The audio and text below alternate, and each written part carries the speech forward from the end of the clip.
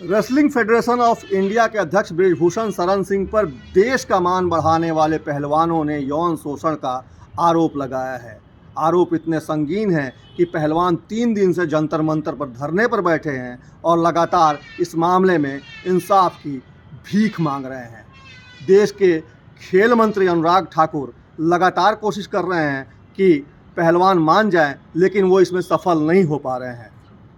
आइए सबसे पहले हम आपको आरोपों से रूबरू कराते हैं कि आखिर पहलवानों ने क्या आरोप लगाया है। उसके बाद इस वीडियो में आपको हम दिखाएंगे बृजभूषण शरण सिंह की उस सच्चाई को जिसके बारे में इतना बवाल मचा हुआ है।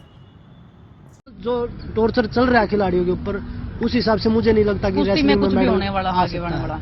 विनेश, आपने भी बोला कि हम पहले इसलिए नहीं बोल पाए क्योंकि उनके पास रुतबा भी है, पावर भी है, पैसा भी है जी। सडनली अब जो आपकी हिम्मत है जी। ये हिम्मत कैसे आप लोगों ने जुटाई? अभी बात करें सर, जब पानी सिर से ऊपर निकल जाता है, अभी हमारे पास जिंदा रहने को कुश्ती है और कुश्ती हमें वो करने नहीं दे रहे हैं। मरने हमारे पास एक ऑप्शन है, मरना है तो मरना है, तो कम से कम भला करके तो मरे। इधर रिसेंटली कुछ हुआ है क्या? इधर कुछ हुआ है क्या जिसकी वजह से इधर किधर मतलब डेली होता है सर, डेली होता है सर। बहुत जब से अध्यक्ष जी को हम जानते हैं तब से हम यही कहानियां सुन रहे हैं। और मैं बता रही हूँ ना, यहाँ बैठी लड़कियों के साथ भी अगर हुआ है तो उनमें से कोई एक दो तो है ही। हमारा कैंप लखनऊ में होता है। हमने बहुत बार रिक्वेस्ट किया कि सर हमारा लखनऊ में कैंप क्यों लगाया जाता है? हमने प्रधानमंत्री जी से लेके हमने खेल मंत्री जी से लेके हमने सबको रिक्वेस्ट करके हमने लेटर भी बना है। वहाँ शोषण इजीली और उनका वहाँ रीच इजीली। मोस्टली रेसलर है या यूपी से है या इधर से है, हरियाणा से है, सब अलाउड नहीं है, पेरेंट्स अलाउड नहीं है। हमारी निजी जिंदगी में दखलंदाजी करते हैं कि मैंने किससे शादी कर ली, कौन मेरा बॉयफ्रेंड है, कौन मेरी गर्लफ्रेंड है, बजरंग ने किससे शादी कर ली, अभी शादी क्यों कर रहे हो। मतलब हमारी निजी जिंदगी में भी उनका दखलंदाज इतना है कि हमारी फैमिली तक की उनको खबर रहनी चाहिए कि हमारी फैमिली में भी कौन जी रहा है, कौन मर रहा है। अब कब तक आप लोग प्रोटेस्ट पे हैं? आगे जब तक उनको नहीं हटाया जाएगा बिल्कुल, और हम ये कुश्ती का भविष्य है, ये सुरक्षित हाथों में नहीं जाएगा तब तक हम यही हैं, चाहे हमें मरना पड़ जाए, जीना पड़ जाए।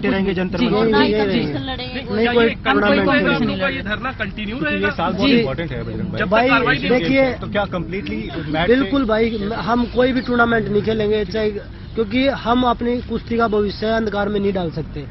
अगर हमने आवाज उठाई है तो हम अपनी कुश्ती को दोबारा से जिंदा करवा के ही छोड़ेंगे, चाहे उसके लिए हमें कुछ भी करना पड़े। जब तक W5 प्रेसिडेंट को नहीं हटाया जाता है, आप में से कोई भी किसी भी कंपटीशन में पार्ट नहीं लेगा। कोई बात नहीं, धरने पे बैठे रहेंगे, यही रहेंगे। बताइए ना, जो बंदा इतने सब अगर कर्म कर रहा है, इतने अच्छे कर्म जो कर रहा है, उसको अध्यक्ष पद पे रहने का एक है क्या अधिकार है?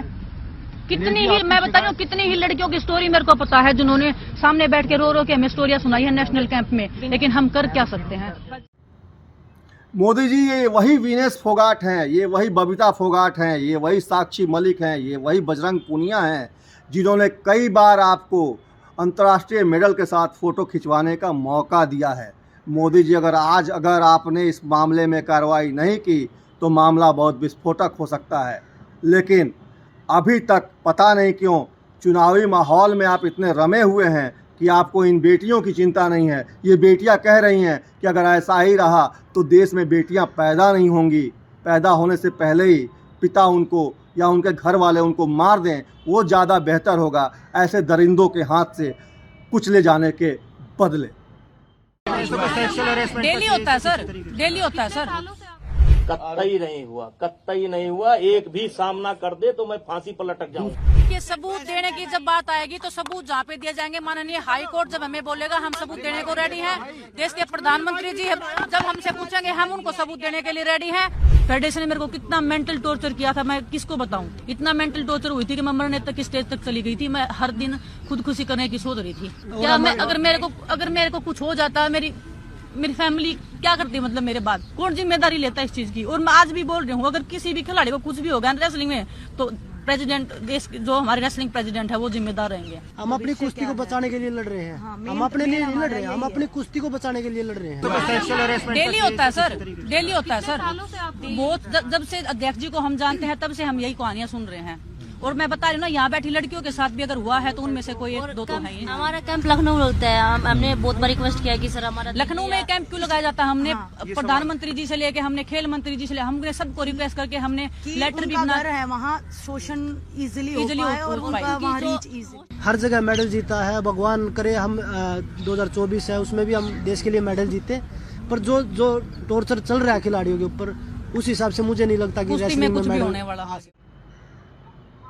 मोदी जी, ये वही विनेश फोगाट हैं जिनके पूरे परिवार को आपने कभी अपने घर आकर अपनी बात रखने का न्योता दिया था, लेकिन वो बात अपनी रख पाई या नहीं रख पाई ये तो हम नहीं जानते। लेकिन आज जो आरोप लगा रही हैं उसमें वो साफ कह रही हैं कि ब्रजभूषण शरण सिंह के बारे में उन्होंने कई बार खेल मंत्रालय को और आपको भी चिट्ठियां लिखकर बताया है। कई पहलवानों ने आरोप लगाया है उनके पास यौन शोषण से जुड़े हुए कई खुलासे हैं और उससे जुड़े हुए कई सबूत हैं जो वो आपके मांगने पर आपको दिखाना भी चाहती हैं। तो ऐसी परिस्थिति में आखिर आपकी चुप्पी समझ से परे है। क्या बेटा, बहुत तुम गुस्सा आ गया तुम्हें, अपने आप पर गुस्सा क्यों करती हो? हैं?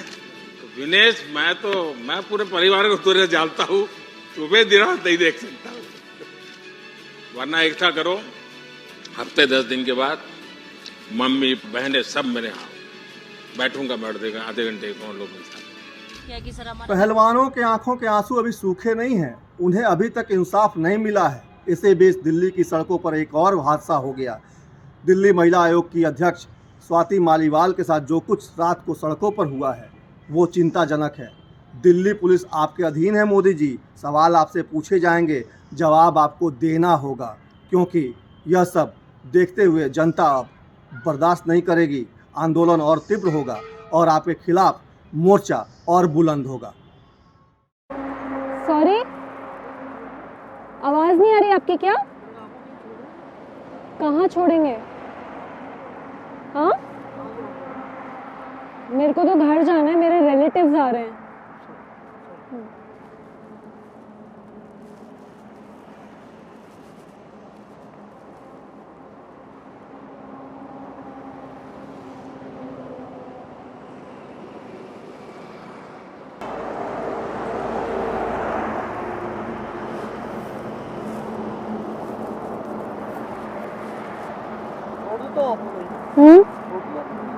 अभी आप ही थे ना? आप ही गए थे ना, आपने कहा था छोड़ दूं। कहाँ छोड़ोगे? अभी तो बात हुई थी, आपको मैंने बताया था ना, रिलेटिव्स हैं मेरे, आ रहे हैं।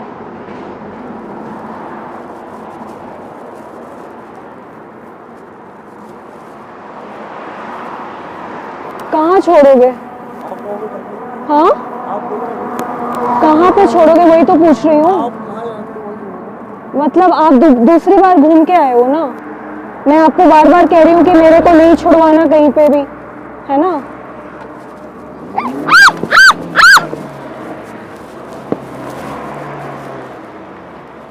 रोम जल रहा था, नीरो बंसी बजा रहा था, ठीक वैसे ही पूरा देश जल रहा है और मोदी जी ढोल पीटने में मस्त है।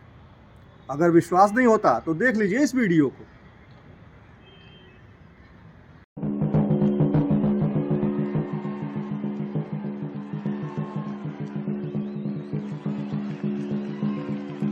ಅಭೂತಪೂರ್ವವಾದ ಕ್ಷಣ. ಸನ್ಮಾನ್ಯ ಪ್ರಧಾನಮಂತ್ರಿಗಳಿಗೆ ಥ್ಯಾಂಕ್ ಯು ವೆರಿ ಮಚ್. अब हम आपको उस वीडियो से रूबरू कराने जा रहे हैं जिसमें आप ब्रजभूषण शरण सिंह की कारस्तानियों से वाकिफ़ हो जाएंगे। आपको समझ में आ जाएगा कि पहलवान जो आरोप लगा रहे हैं वो कितने सच हैं या झूठ। वीडियो कुछ पुराना है लेकिन इसमें साफ दिख रहा है कि ब्रजभूषण शरण सिंह कैसे अपने ओहदे का गलत इस्तेमाल कर रहा है। आरोप इतने संगीन हैं कि लखनऊ के होटल्स में जब पहलवान रुकते थे तो वहीं ठीक महिला पहलवानों के कमरे के सामने ब्रजभूषण शरण सिंह भी अपना कमरा ले लेता था। उसके कमरे का दरवाज़ा देर रात तक खुला रहता था और वो उसका नाजायज़ फ़ायदा भी उठाता था। इस वीडियो में आप देखेंगे कि पहलवानों के साथ कैसे ब्रजभूषण शरण सिंह बदसलूकी कर रहा है।